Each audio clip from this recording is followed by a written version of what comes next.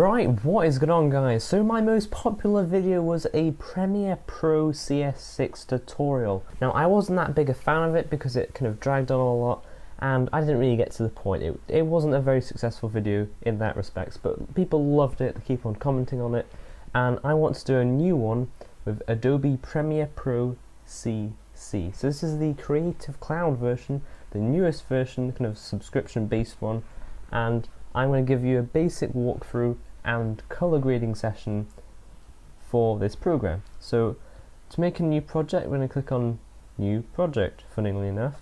Right, let's click on that, and we need to make a project name. So I reckon Fun Stuff will be good. So click OK, and it will go into the program. So it looks really blank right now, and that's because in CC, different from CS6, it kind of starts without a sequence, which means basically it's blank.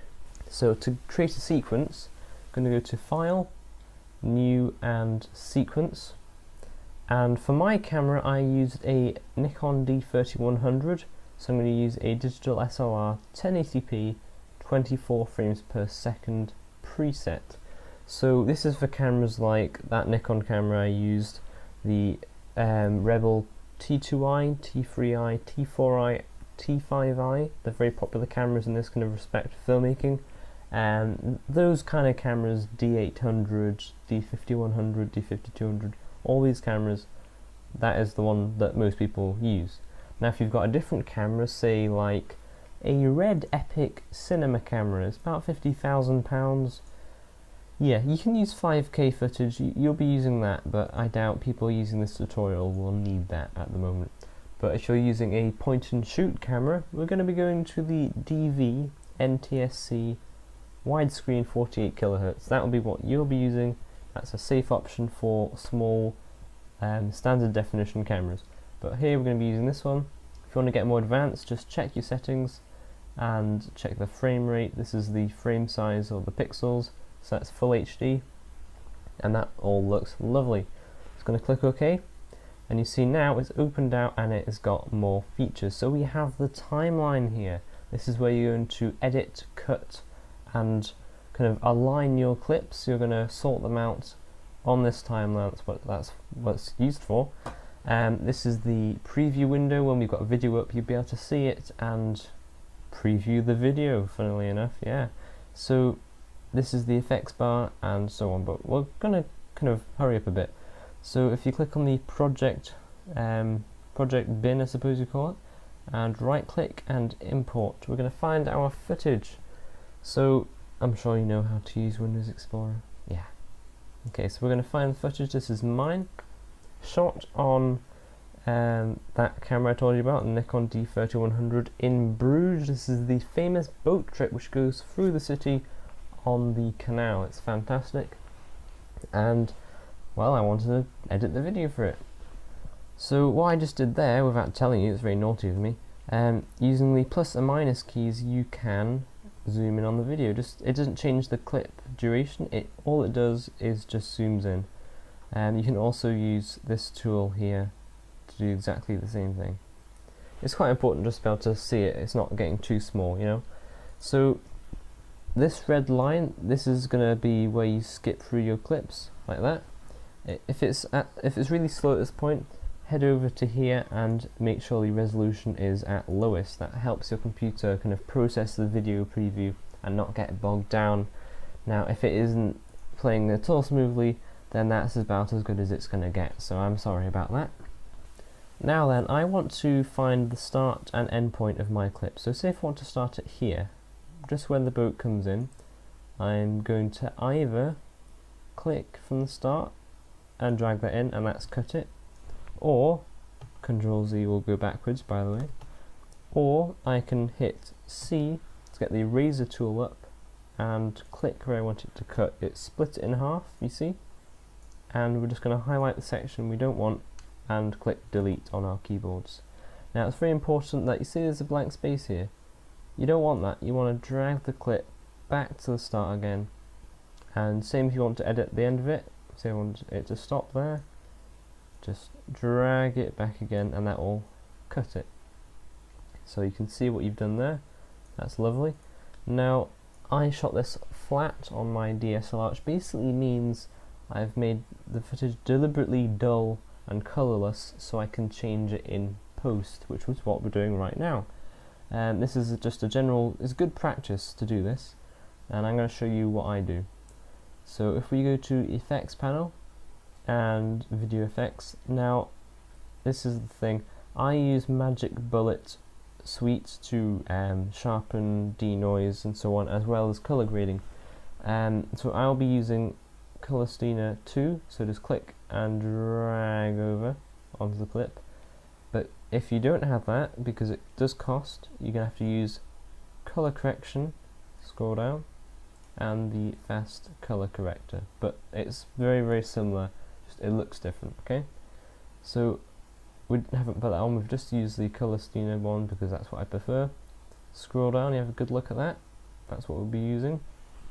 And again, really recommend this one. It is a really good program. I prefer it for the inbuilt color correctors. It's just nicer. Philip Bloom also uses it for his color correction, which is always a good sign. Good old Bloomy, eh? So we're going to use this to brighten the colors up and make it look realistic, because right now it's just really dull. So there's lots of different things you can do, but what I normally do and what is good practice is to do the general, taking the shadows, just click and drag, taking the shadows to the blue section. Now it may be a bit slow, but that's fine, you just have to live with that, I'm sorry. Taking that to the blue, okay, it may have got darker, don't worry about that at the moment. Using the mid-tones, taking that to the warmer tones, so you like yellow, orange, red, like so. And you can leave the highlights if you want to. I normally do, unless, say if you've got a white wall and you want to change the colour of the wall, that you'd be using the highlight tone for that. But for skies, you want to keep it a normal colour. That's just a general rule that I keep to. But we'll just leave it at that for the moment. Now also, you see, it still is dull, isn't it? It doesn't look normal. So we're going to take up the saturation just by clicking and dragging. Now I'm going to take all the way up to full, like that. There we go. But also it doesn't look very contrasty, it still looks flat. And most people, to add contrast, will pull down the shadows like so. Now that's not the way to do it, because if you look, it actually crushes the detail, it crushes the shadows in fact, and you lose detail there, which is really bad, it's unprofessional. So what I do, and what the professionals do, is you take down the mid-tones, like so, just only a bit, like that. Notice it gets darker, that is fine, because you then correct it using the highlights, like so. So use the highlights, and we're just purely using it to get the right exposure. Now be careful not to clip any of your highlights, which means basically don't have it too bright, because then you'll lose detail in the highlights.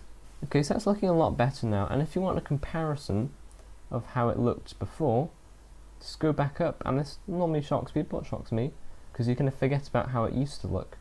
And next to the Color Steiner there's an FX button. Click that, and that's what it looked like when we started. Quite amazing, isn't it? Tick it, and that's where we've got to. So it's really quite nice. If you do notice, say if you wanted to zoom in on the picture, just check things, go to fit and choose your zoom percentage. I'm going to choose 150 and click the H on your keyboard to pan around the image. So I just want to check something here. You see that's a shadow there, it's a blue shadow thanks to our color correction, that's fine. But if we toggle this off, we have actually lost the detail. There used to be bricks there. We don't want to lose the detail, so what you can also do is bump the exposure up in the shadows a bit, and see that's coming back again quite nicely, and we've got the detail back from how it used to be. There we go, toggle, it's back how it used to be now. So if you want to get back to the same zoom, go back to fit, and I'll toggle our settings back on again. But we have lost a bit of contrast, so remember what we did to add contrast? Simply go to the mid-range and take it down again, and we've still got the full dynamic range and it looks lovely. Now another popular thing that people want to do is make it super widescreen, so i.e. black bars across the side, or the top and bottom. Now in my last tutorial I mucked up because I told you to get a printout of black and white bars and simply put it over the top. That was a load of rubbish, I'm sorry for that, and people keep on asking. I'm sorry, leave it, okay? If you want to add black bars, go to File, New, Sequence, so remember we did this before, and go back to your preset again, but then go to Settings, and this is going to depend on the resolution of your camera, but say if it's Full HD like mine, go to Horizontal, no, got that one wrong again, Jason, okay, go to Vertical, and change it to 800, and notice when you click off, it changes it to 12:5, that is anamorphic ratio film. So that is basically anamorphic comes from an anamorphic lens which is stretched to the super wide viewing angle, which is 12:5. So if you're using 720p, I'd recommend 500 or 600 pixels vertical, and same, I'm sure you can work this one out, just get the right ratio, 12:5 is ideal. And click OK, and you notice it's add a second tab. This is sequence 2, that was what we worked on before, and this is the new one. See, it's a really wide box there compared to the last one. So you think, well, I don't want to do all that again. That's fine, you don't need to.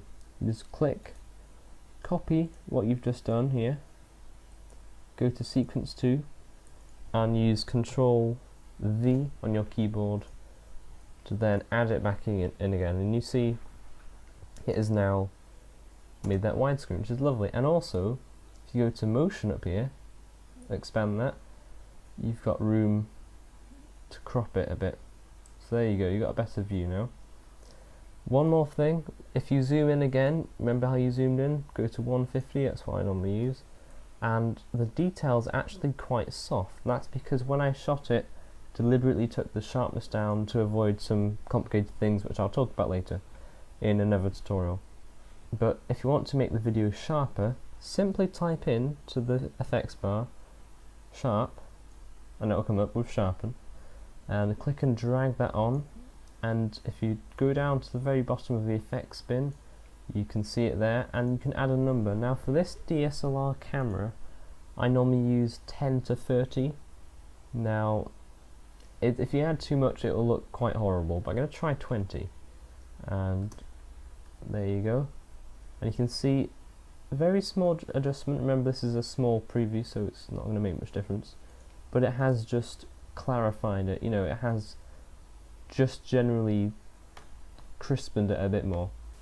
So this was a basic tutorial using Adobe Premiere Pro CC. That is all we've done. So if you take them off again, you can see the improvement. We've gone from flat to graded and sharpened. To export this, which basically means to view it back as a video file, where you're going to go to Export, or make sure the clip is selected first. Go to File, Export, Media. Now I'm going to take you through this as well because it is part of the tutorial. This is where we render out as a viewable video clip. So format, simply go down and choose H.264. It is the standard nowadays and it is such a good system. And for some reason my editor has packed up. Why? There we go. Right, so it's come back now. Yeah, it can pack up sometimes. So use H.264. Like I was saying, it's the standard, and it's used for everything nowadays, and it's a very good encoder. Now you can see it's automatically used match source high bit rate. Just select that, and I'll take you through what it's done. It's basically automatically looked all the settings and matched it. So it's matched the pixels, which is our widescreen, it's matched the frame rate, and it's matched the aspect ratio of the pixels, everything else as well. Now that's fine, you can leave that because it's done it correctly, but at this point, bitrate. Now this is how much compression is done to the video. So if you want a really high quality look, then you can say you can give it 20 megabits per second, and that will be really high quality compression. But it's a big file size for this clip, 15 megabyte for a 6-second clip. If you want to upload to YouTube, have still good quality but a small file size, then 5 megabits per second is my personal limit for full HD video. That is as low as I would go for full HD video, and it still looks good. Like I said, please comment, subscribe, follow me on Facebook. I've got a page for that, I update regularly for that, and Twitter. I also tweet out things for the channel, and I will see you soon.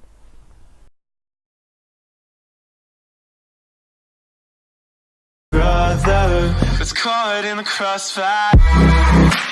It's caught in the crossfire.